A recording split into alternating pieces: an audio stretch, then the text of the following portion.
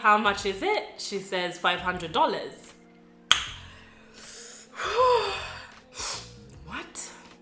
Hey guys, welcome to my channel. So this week I did an Instagram live on my channel, my first Instagram live on my channel, and I interviewed Eric Karaoke, who's the founder of Karaoke Diamonds.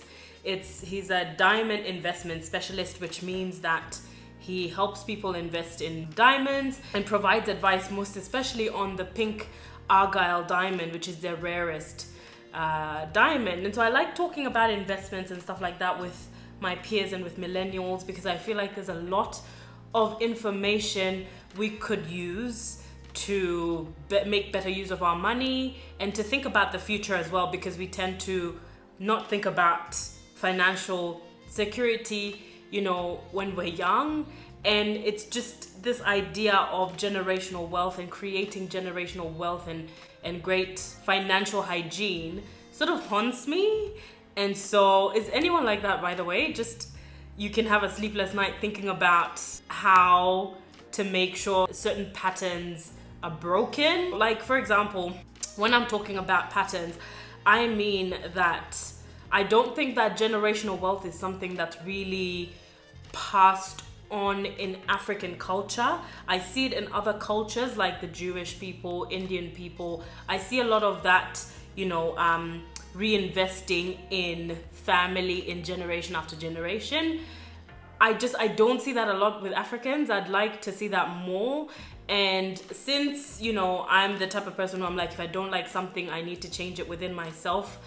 So that's why I like to have these conversations. So this week I had a conversation with Eric about investing in diamonds, and I would suggest, if you're looking at investment options with a really high rate of return, go check out my Instagram. It's saved on my IGTV. Please let me know what you think. Please let me know if you've ventured into these kinds of investments. I might do another video where I talk about different kinds of investments, in particular like the stock standard, investing in shares and that sort of stuff. But this channel is all about adulting together. Let's adult together successfully. Let's get out of this on the other side, like, okay, we did the damn thing, right? So I wanted today to be a discussion about some of the stupid things I've done with money in the past, so that someone who's watching can hopefully not repeat the same mistake. And also, you know, so it's not in vain. You know, if you learn from a mistake, then it's not in vain. And I'm really hoping I've learned from my mistakes. So I'll take it back to 2007. 2007, I'm fresh off the boat. I'm in Adelaide in Australia. And suddenly I have a bank card. For the first time in my life, I have a debit card.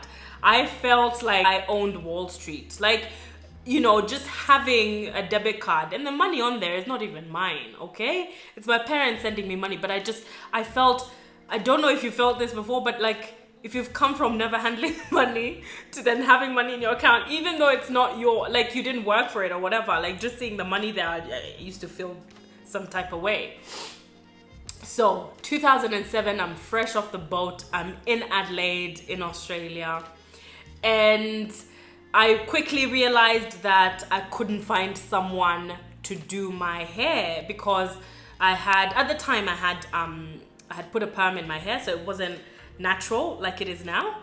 And yeah, I just couldn't find anyone to style it, anyone to do anything with it. And so I was just like, okay, what am I gonna do with my hair? Because I didn't also know people who braided, because I was still fairly new to the country. So I was walking down the mall. There's this mall called Rundle Mall. It's in the city. And I saw this hairdresser with like this sign saying, we straighten curly hair. And I was like, okay. Let me go and find out what this is about. So I go in and I ask the lady, what is this about straightening curly hair? You know, my hair is permed. I hadn't done a retouch at that.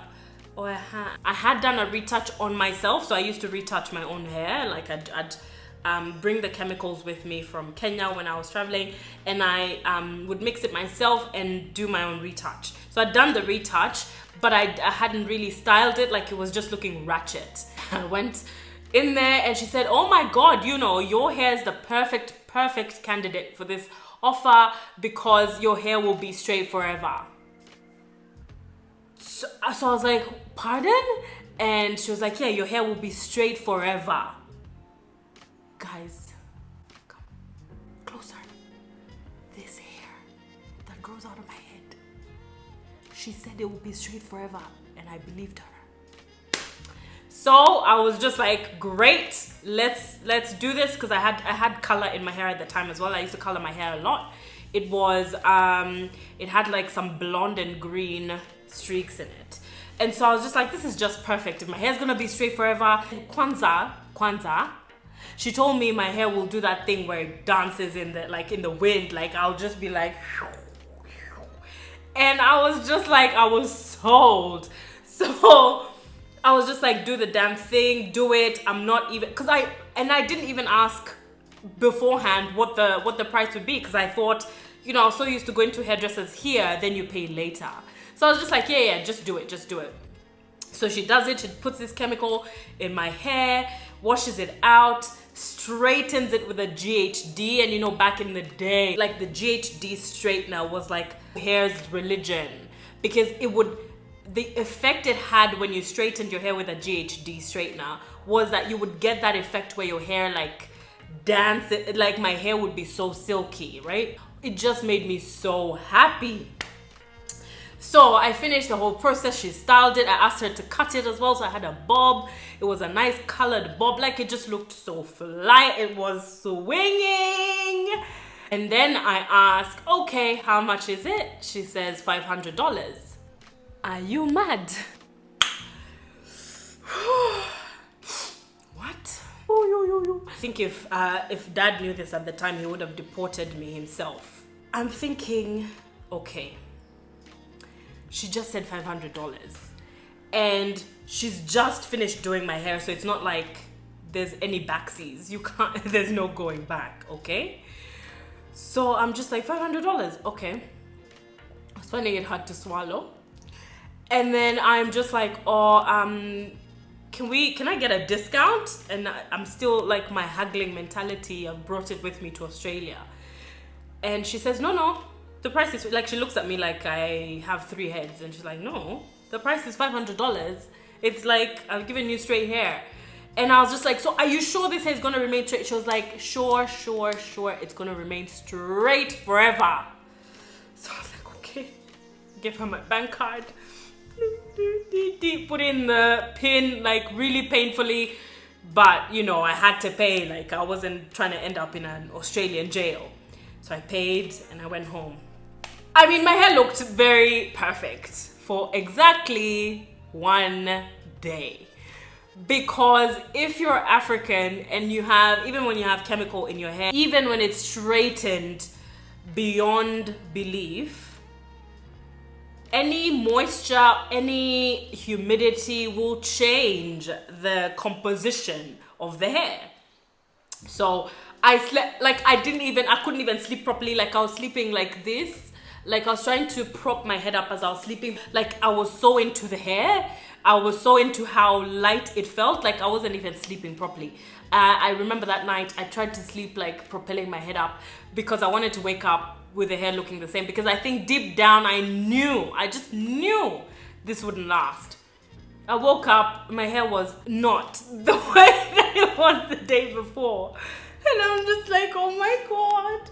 So I got, because this mall was opposite my uni, so it was really close. So after uni I go back and I'm like, look at this hair. It's not how it is. It doesn't look how it did yesterday. And she's like, and maybe it's your type of hair, but maybe it's African hair. But yeah, usually my other clients, meaning white people, their hair remains straight forever. And I was just like, so guys, I spent $500 on a complete failure. This is money that was meant to be my pocket money. It's not my money. My parents have sent me money, and here I am trying to have hair like a Barbie doll. Like, what? Anyway, so that's the first really stupid thing I've done with money. Another really silly thing I used to do with money.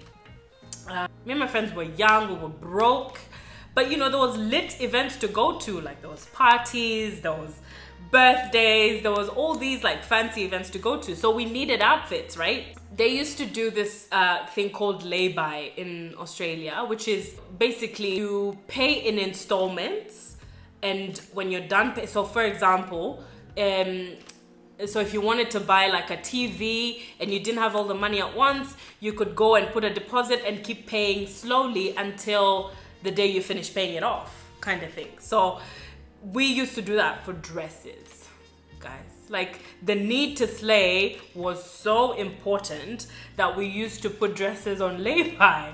And so we'd go and see like this fire, like $200 dress. And obviously we have no business buying $200 dresses because we can't afford it, okay? And most of us were all of us were students. I don't even think my casual job at the time was enough to, do you know what I mean? Like it wasn't, anyway, I had no business because I was living above my means, you know. So we would go and put these dresses on lay-by and, you know, pay them slowly. So if you knew you had an event in June, start panicking around, put a dress on lay-by, start paying for it slowly, and then you slay. It's just, you know, looking back, and this is something that I also learned again when I was moving from Australia, when I was now packing up all my stuff, is that material things are just so overrated. I have all this office gear with me that I haven't worn a single one since I landed in this country, obviously because I'm not going to an office. But I just felt this urgency to have, you know, office wear. I mean, this time round I was spending my own money that I've worked for, so that's different, and I, you know, worked it out in terms of how much I would spend on clothing and that sort of stuff. But back in the day, I really wish I knew someone who was taking advantage of compound interest, or not letting their money sit in a bank, just wasting away, not really earning any interest while inflation goes up. I really wish I had these conversations back in the day, because that would have been 13 years worth of savings. That would have been 13 years worth of not making as many mistakes with money as I did. Just didn't know what to do with money. I didn't know the value of it until I started earning. And even then, I don't think I fully understood financial intelligence. Like, you know, if you put money away into, you know, X type of account, it earns you compound interest. Leave that there for 10, 15, 20 years. Like that kind of thinking. So if you're watching this and you're new to the workforce, or you've just started getting money, or you're not new to the workforce, but you're trying to have better financial habits, I strongly suggest that you get in the habit of putting money away that you're not gonna touch for a long time. So like I'm talking about 10 years time, and this should be money that you can afford to put away. So put in like a direct debit, or I think they call them standing orders here, where just a small amount of money that you can live without. Work out how much your bills are so if you're paid every fortnight or every month, work out what your bills are in the same amount of time. So if you're paid every fortnight, work out what your bills are each fortnight. If you're paid per month, work out what your bills and expenses are per month. These are expenses that are there regardless, like rent, food, transport, that sort of thing. And then work out the money that you'll need to have fun, to enjoy life, to go out with your friends, and also work out how much you're going to save. And I think about 30% of your salary or 30% of your earnings is a good amount to save. So work that out and be very disciplined in the sense that you don't touch your savings, you don't touch the money you've put away, and make sure a proportion of that money you're putting away is actually working for you. Because if you put money in just in a bank account saving, that's fine, you're still saving, but if it's not earning you any interest, you're actually losing money, because that money that you're saving is not going to keep up with inflation. And so 5 years from now, when inflation has gone up 2, 3, 4%, and your money is earning you less than the amount of inflation, you've lost money, all right? So these are principles or lessons that I learned later in life that I wish I had learned earlier in life. Yeah, let's think about how to not make the mistakes of the previous generation. Like, if you can learn from people who've made mistakes who are older than you, learn from your peers, like learn from people your age who've made mistakes. Don't do the same thing that I did and that sort of thing. So in the comments, let me know, what have you done or not done with money that you've regretted? Like, have you made a ridiculous purchase like my $500 straight hair straightening that was never a thing?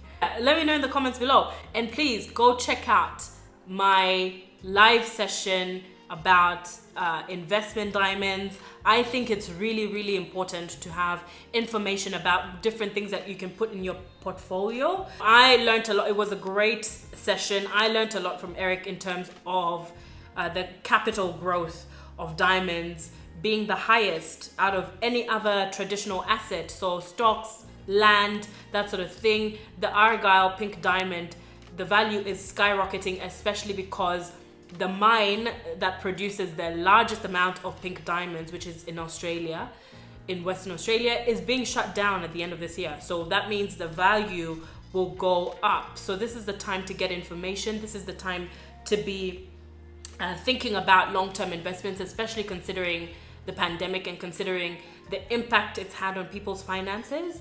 Everyone's been affected by this pandemic. What can we do now? What can we do with what we have now? All right? So that was today's Madvocate Mondays. I hope it's all helped someone out there. Let me know in the comments below what you think about investing. Like, have you made silly mistakes with money? Yeah, let me know. And let's chat in the comments. And I will see you next week.